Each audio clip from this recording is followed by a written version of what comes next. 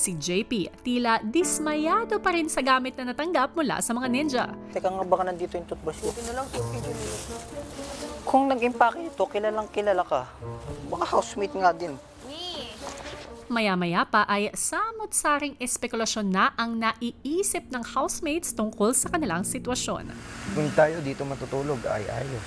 Alam, ba't saan tayo tutulog, Miranda? Dito nga tayo matulog. Di tayo magsaing. Enjoy yun survival.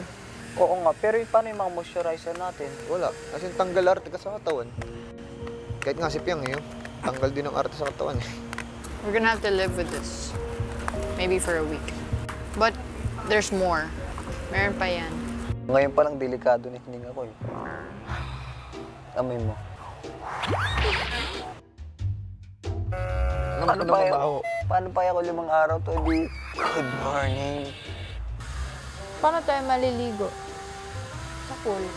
If it's like that, I'll just stay in the pool forever. Doon ako matutulog. Sa swimming pool, maliligo. Bah, titisin ko na lang walang toothbrush, walang ligo. Habang patuloy na naguguluhan ng housemates sa kanilang sitwasyon, ang house challengers naman ay kausap na muli ni Kuya sa confession room. Isang task muli ang ibibigay ko. Magpapakilala na kayo. Tatanggalin nyo na ang inyong mga maskara. Maghakatid kayo muli ng gamit para sa mga housemates. Kaya na. Oh my gosh, it's so creepy. Ano na naman yan? Induction, dito tayo magluto. Sila na naman. Tapos meron silang dala. Ito si Jaren to. Someone really walks like Jack. Si Jaren yan. Si Jaren naman talaga yun Kaya panay-tingin po namin kuya, yung lakad po talaga ni Jaren kuya. Yung isang ninja po talaga, alam ko sabi ko 100% nga si Jaren yun kuya. Ilang sandali pa ay isa-isa nang ibinigay ng ninjas ang kanilang mga dala. You can see your eyes. Iba ng tindig Oh to. my God! Nagtataka pa rin kami kuya kung ba pinag-uusapan pa rin namin na eto si Tristo yan, eto si Jaren talaga yan, yung pang ano po si Kuya Dong kuya. Nililito tayo neto. Saw her eyes. See, I did. Tignan mo maglakad. Parang si Tristan. Okay, meron silang dala. We need it.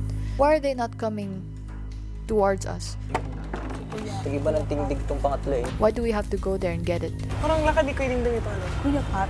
Ito hindi si Jaren.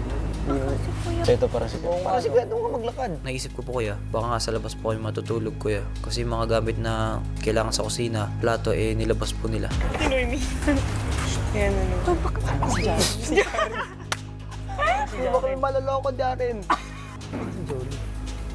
Ito yung maglakad.